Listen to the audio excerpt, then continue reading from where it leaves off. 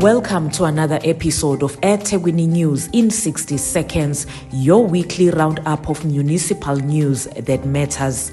EThekwini Mayor Councillor Cyril Xaba unveiled the city's festive season management plan to demonstrate its readiness to receive the 1.3 million expected holiday makers during the festive season.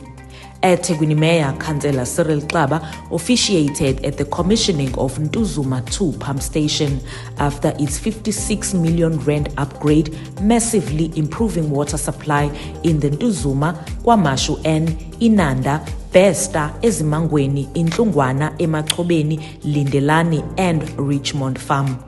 The city has welcomed the appointment of 3 executive directors, saying the move would assist in improving service delivery and achieving good governance in the municipality.